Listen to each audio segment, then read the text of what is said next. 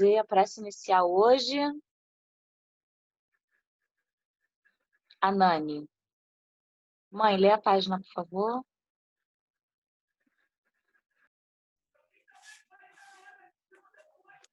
(5 de outubro). Lembre-se de que a alegria não depende de suas circunstâncias.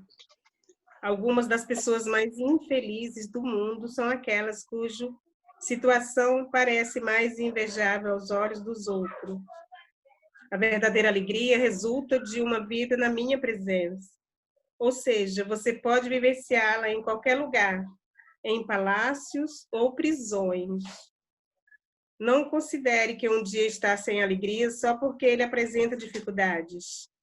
Ao contrário, concentre-se em permanecer em comunicação comigo. Muitos dos problemas aos quais você dá atenção se resolvem sozinhos. Haverá outros com os quais você precisará lidar, mas o ajudarei. Se tornar a resolução dos problemas algo menos importante do que o objetivo de viver perto de mim, poderá encontrar alegria até mesmo nos dias mais difíceis. Que a gente aproveite os dias tristes para testar a nossa capacidade de observação, porque a gente não tem certamente 24 horas inteiras de tristeza, sempre tem uma coisa diferente que pode arrancar um sorriso do nosso rosto ou alegrar o nosso coração. Então, que a gente preste bastante atenção nesses momentos bons, porque eles nos fortalecem. Nada é igual ao seu redor, tudo se faz no teu olhar, todo o universo se formou no seu falar. Teologia para explicar, ou Big Bang para disfarçar. Pode alguém ter duvidar? Sei que há um Deus a me guardar, e eu, tão pequeno e frágil, querendo sua atenção. No silêncio encontro resposta certa, então. Dono de toda a ciência, sabedoria e poder, ó, dá-me de beber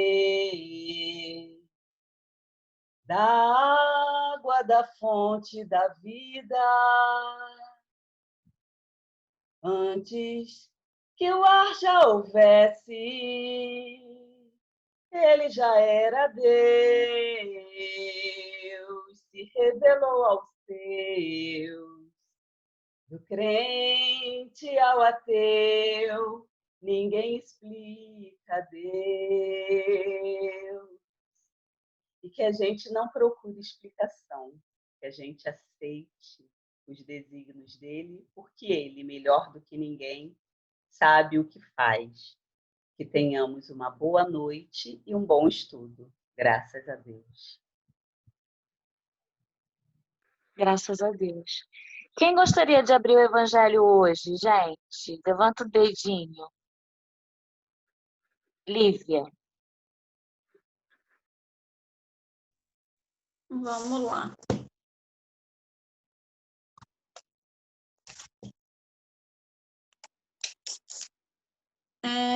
Capítulo 19, item 8.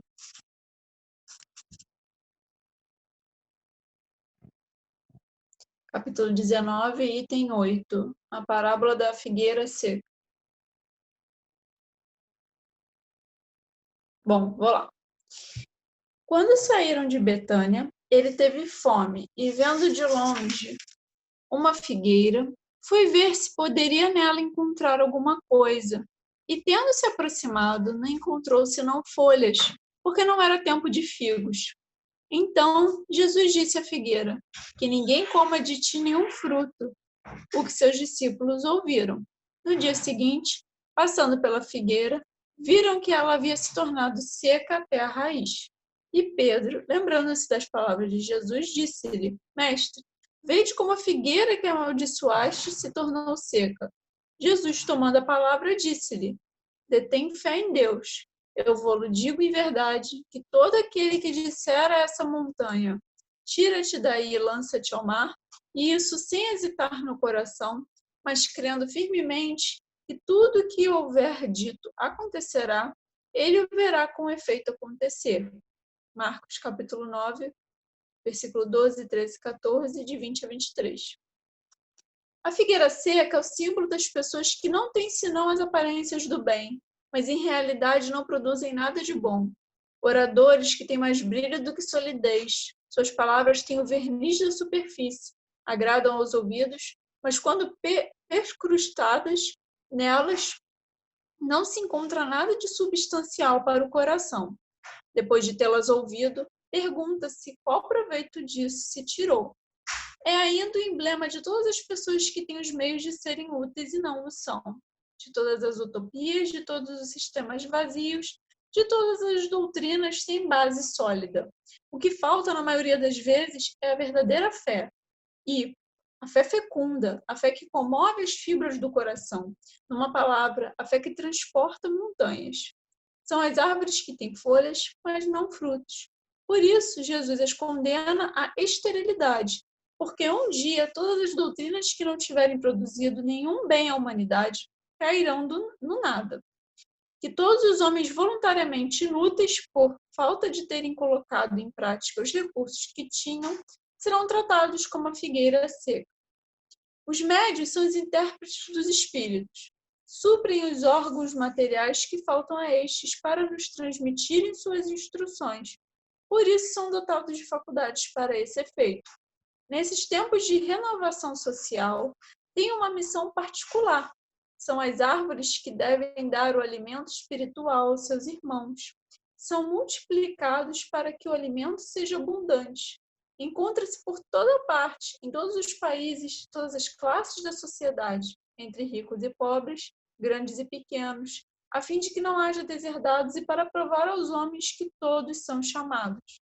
Mas se desviam do seu fim providencial, a faculdade preciosa que lhes foi concedida, se a fazem servir às coisas fúteis ou nocivas, se a colocam a serviço dos interesses mundanos, se em lugar de frutos salutares dão frutos malsãos, se recusam em torná-la proveitosa para os outros, se dela não tiram proveito para si mesmos em se melhorando, eles são como a figueira estéril. Deus lhe retirará um dom que se tornou inútil em suas mãos, a semente que não fazer frutificar, e os deixará se tornarem presas dos maus espíritos. Bom, achei bem interessante que eu estou para eu concluir o Pentateuco de Kardec, só falta o Livro dos Médiuns para eu estudar. Eu estou estudando justamente ele. Eu já estou na metade. E eu estudei exatamente isso hoje, falando dos médiuns, falando da escrita, né? Os tipos, né, de mediunidade e tal, e falava exatamente disso.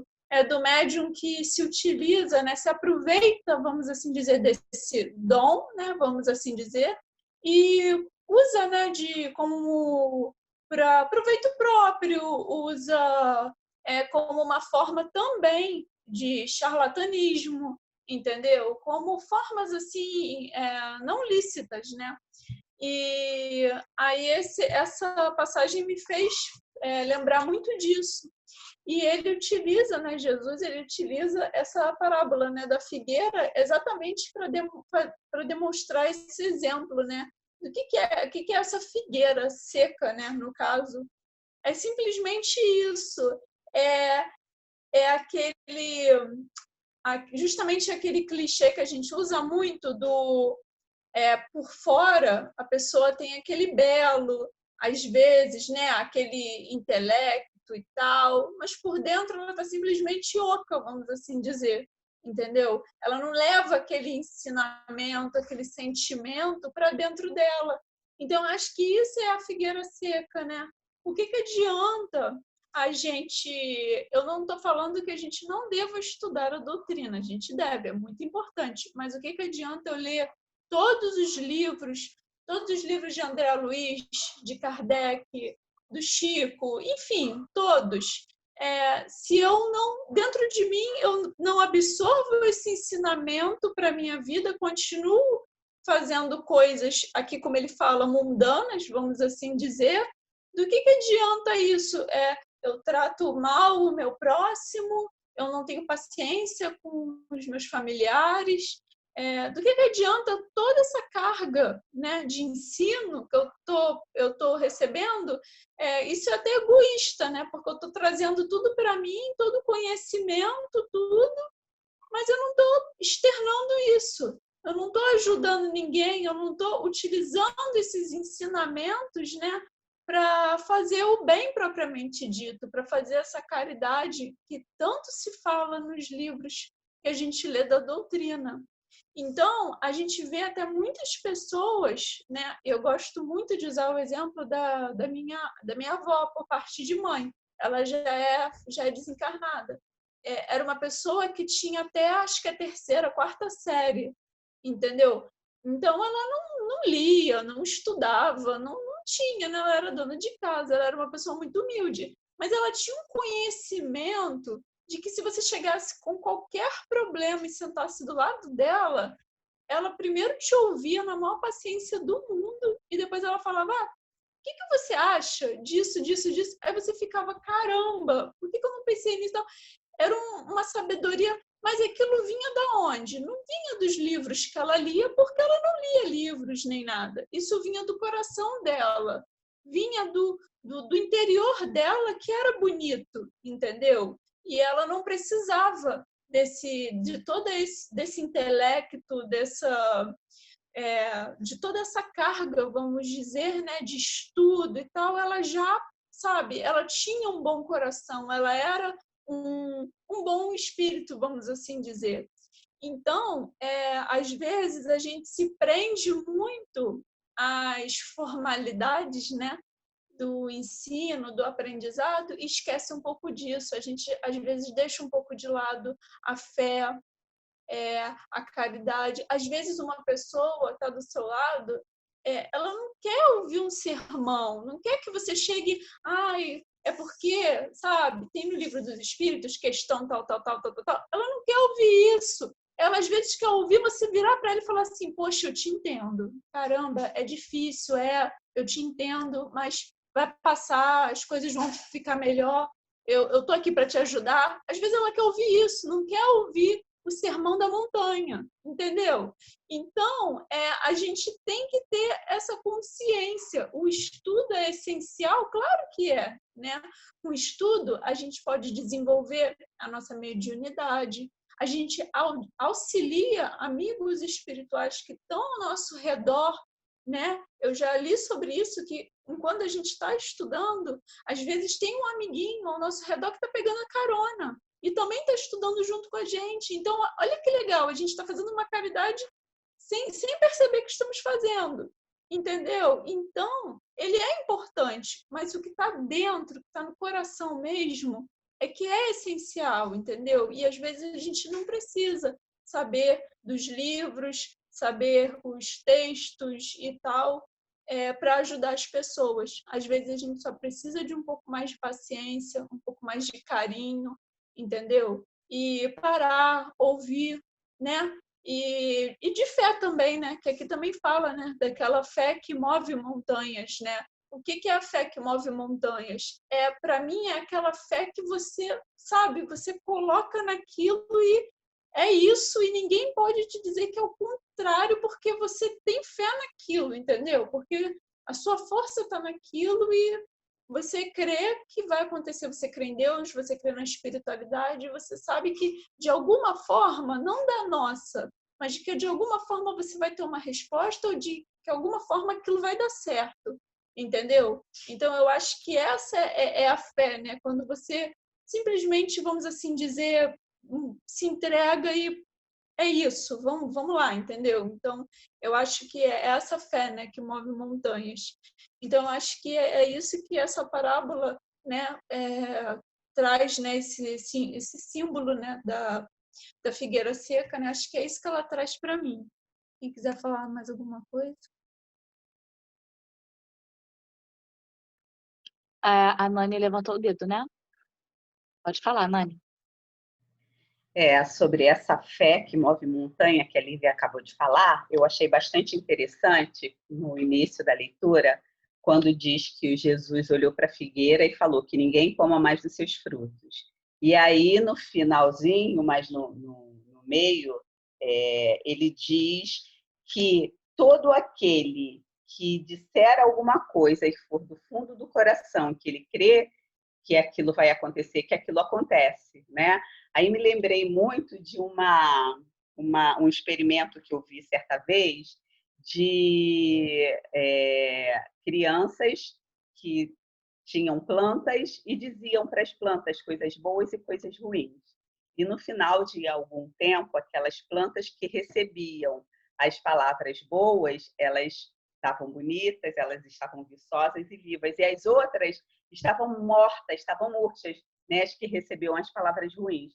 E me chamou muito a atenção do poder da nossa palavra, né? Quando a gente diz alguma coisa que a gente tem do fundo do nosso coração, né? A intensidade com que a gente diz e com que a gente crê naquilo que a gente lança, aquilo é capaz de acontecer. Então, me chamou a atenção para que a gente tome cuidado muito para o que a gente diz, da forma que a gente diz. E outra coisa, quando fala da figueira que secou, me lembra também das pessoas que nascem com um dom, que tem tudo para darem certo. E por algum motivo, de repente, ouvindo alguém dizer que aquilo ali é ilusão e aquilo não vai dar certo, ela vai murchando dentro dela, ela vai apagando aquele sonho dela, o brilho do olhar, e ela seca, como se fosse uma figueira. Então, que a gente também tenha cuidado com o que a gente diz para o outro, e quando a gente tiver algo bom dentro da gente, que a gente tem certeza de que aquilo pode ajudar o outro, que a gente ponha para frente, ponha para fora, que a gente diga, para que a gente não fique igual uma figueira seca. Né? Então, esses dois momentos me chamaram muito a atenção no texto livre. Vai, Ju! Interessante que hoje eu fiz uma postagem falando exatamente sobre isso. Das pessoas que ficam falando que você não consegue, que você não é capaz. Hoje eu fiz um postzinho e coloquei a fábula dos sapos, né? Do sapinho que estava correndo, e aí tinha um que foi embora. E no final viram que ele era surdo, ele não ouviu. Né? Então, complementando aí o que a Nani falou lindamente, que a gente realmente, se a gente acreditar que as nossas palavras, elas podem alcançar corações, podem ser sementes, são sementes sempre, né? Boas, muitas vezes, e outras vezes também não são tão boas, mas que a gente possa fazer essa seleção aí dessas sementes que a gente tem para lançar para essas pessoas que realmente precisam de um incentivo, de um apoio, né? Porque às vezes a gente fica tão na nossa, é tão bom quando alguém chega para você e te apoia, te fala, poxa, Sara, que legal, pô, que bom. Quem não gosta disso? Por que você também não faz isso? Né? Não é bom receber? Por que não dá também esse amor, esse carinho, essa coisa boa, né? Uma energia boa, criar essa corrente que vai te envolver? Porque você vai saber que a energia das suas palavras, elas vão envolver aquilo ali, a pessoa, te envolver, porque saiu de você, né? E vai criar força, mais força. Então, que a gente possa realmente estar buscando essas coisas. Eu estava falando com a Sueli nesse final de semana, do áudio que a gente está ouvindo aí, do livro, e aí me chamou a atenção um caso específico de mediunidade, de Missionários da Luz. E aí estava falando que uma pessoa, acho que eu passei para a Pri também, para algumas pessoas, que uma pessoa veio candidata a ser uma médium muito, né, que poderia ajudar muitas pessoas. Só que por causa de descontrole né? No caso dela foi da comida, né? Ela se descontrolava, ela comia sem parar. E aí os espíritos, eles tinham dificuldade de se enxergar, né? De se aproximar para poder fazer o trabalho. Então, que a gente possa estar atenta a todas as coisas. Dela foi a comida, mas e você? É o quê? São os pensamentos? Né? O que você pensa durante o dia? Qual é a qualidade desses pensamentos que vão determinar as companhias que estão com você? Né? Não vou dizer que Jussara é zen, pratica yoga, medita todo dia e está só rodeada de espíritos bons. Não, porque eu penso coisa ruim também. Eu penso. Só que aí, qual é o macete? É a gente pensar e automaticamente a gente se conscientizar que aquilo ali, ó, fazer, né, Suzano, cancela, e focar no que realmente vai mudar a sua vibração, porque você pode mudar a qualquer momento. Você pensou daquele jeito, torto, mas não, tá errado isso. Vamos consertar. Nunca é tarde para a gente poder fazer o que é certo. Por mais que você tenha errado a vida inteira, hoje você decidiu fazer o certo, faça o certo. É isso aí, eu penso. Alguém mais gostaria de falar alguma coisa? Suelen! Oi, pessoal. Para também, né, fortalecer a fala da Nani e da Ju em questão de pensamentos e palavras positivas, né? Como a gente pode fazer esse trabalho para a gente se cercar de mais luz e positividade com os pensamentos, né? E também a gente criar um propósito naquele dia, uma frase importante e positiva para nos retroalimentar, que isso também eu acho que é muito fundamental, é uma pílula, né, de conhecimento. O muito interessante também nessa parábola é a questão da árvore e de toda a simbologia que a árvore tem, né? Ela tem uma função primordial no ecossistema, né? Ela auxilia nessa questão de troca de gases. A árvore, ela é como uma árvore, como uma casa para centenas de outros animais. E essa simbologia da árvore eu achei muito bonita, muito interessante, né? Jesus e sua extrema sabedoria. A questão das raízes. As raízes da árvore é o que traz firmeza para ela, é o que aterra a planta. E a gente pode fazer uma analogia com os conhecimentos que a gente busca, né? Com as verdades de Deus e como elas podem nos aterrar, nos dar firmeza enquanto aqui nessa passagem da Terra. Uma outra coisa que eu achei interessante é que ela se eleva para os céus. É como se ela olhasse para os céus, porque é dali que vem a energia dela, a energia vital. E que a gente possa se lembrar disso e até fazer esse movimento de olhar mesmo para o céu. A gente sabe que na neurociência explica que quando a gente olha para o azul, quando a gente olha para o céu, a gente sente realmente uma certa alma, o nosso corpo libera certos hormônios que nos traz essa sensação. Outra coisa muito interessante da árvore é que ela oferta os frutos. Não é para ela os frutos, é para alimentar o outro. Então, o que a gente oferta para alimentar o outro, né? O que a gente dá de bom para o outro? Porque a árvore, ela faz o fruto, não é para ela, nunca vai ser para ela. Vai ser sempre em prol do outro. E para finalizar, a questão de sementes. O que a gente semeia, né? O que a gente espalha? Não só em palavras, mas principalmente em ações. Porque a árvore, ela não se locomove, ela não faz muitos movimentos, a não ser que o vento, né, proporcione. Ela apenas é. E o fato dela ser e viver e ofertar os frutos possibilita que a vida seja espalhada. Então, o que a gente espalha para ofertar vida? mais energia positiva, mais o amor de Deus.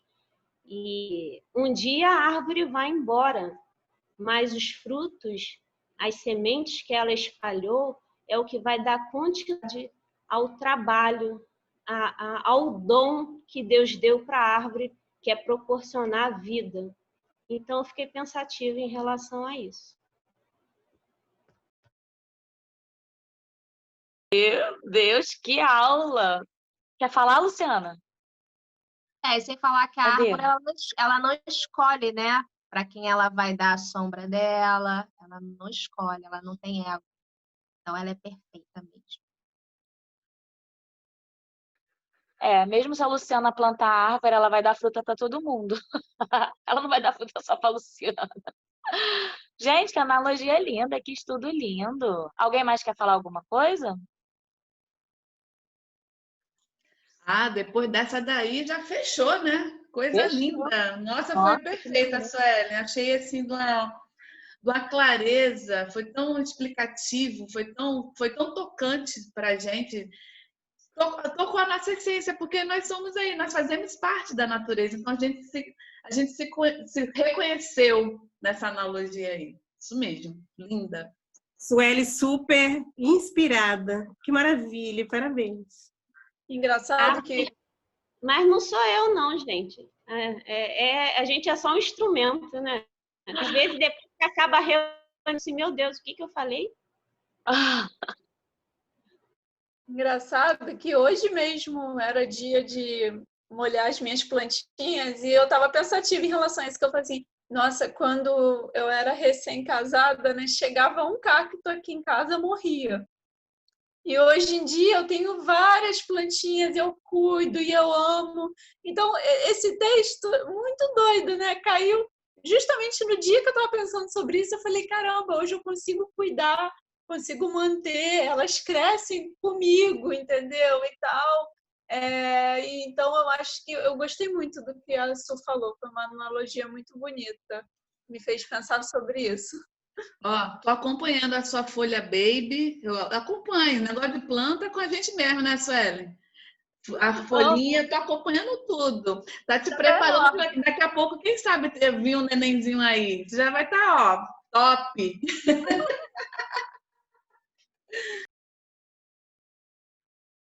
Ai, eu escrevi algumas coisas, nem precisa falar nada. Quem quer fazer a prece final hoje? Levante o dedinho. Ninguém. Bora, gente, levanta o dedo. Gente, não dá para falar que aqui em casa é doideira só. Não dá para falar. Eu posso fazer a prece de Cáritas? Pode. Vamos erguer o nosso pensamento ao nosso Pai. Deus, nosso Pai, que sois todo poder e bondade, dai força a quem passa pelas provações, dai luz a quem procura a verdade, pondo no coração dos homens a compaixão e a caridade. Deus, dai ao viajor a estrela guia, ao aflito a consolação, ao doente o repouso. Pai, dai ao culpado o arrependimento, ao espírito a verdade, à criança o guia, ao órfão Pai. Senhor, que a vossa bondade se estenda sobre tudo o que criastes. Piedade, meu Deus, para aqueles que não te conhecem. Esperança para aqueles que sofrem. Que a vossa bondade permita que os espíritos consoladores derramem por toda parte a paz, a esperança e a fé. Deus, um raio, uma centelha do vosso amor pode iluminar a terra. Deixai-nos beber na fonte dessa bondade fecunda e infinita. Todas as dores se acalmarão, todas as lágrimas secarão. Um só coração, um só pensamento subirá até vós, como um grito de reconhecimento e de amor. Como Moisés sobre a montanha, nós esperamos de braços abertos para vós. Ó bondade, ó beleza, ó perfeição, se tivermos alguma sorte de merecer a vossa misericórdia, Deus dai-nos força, Ajudai o nosso progresso, a fim de subirmos até vós. Dai-nos a caridade pura, Pai. Dai-nos a fé, dai-nos a razão. Dai-nos a simplicidade, Senhor, o que fará das nossas almas um espelho, onde há de se refletir a vossa divina imagem. Jesus querido, queremos agradecer por mais essa oportunidade de estarmos juntos contigo aqui nessa reunião. Que essa luz, Senhor, chegue a cada um dos habitantes da Terra, principalmente onde haja sofrimento e dor. Envolva a sua luz divina para que haja alívio e esperança. Abençoe os nossos lares, fortaleça a nossa fé. Fique conosco, nos conduzindo e orientando. Precisamos desse auxílio, Senhor. E fluidifique as nossas águas, para que haja esse remedinho para cada um que necessita. Obrigado, Senhor. Fique conosco agora e sempre. Assim seja. Lindo. Vamos tirar nossa foto?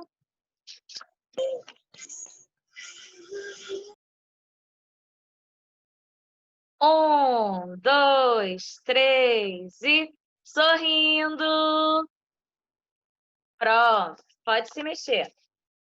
Beijo. Beijo! Até amanhã, se Deus quiser.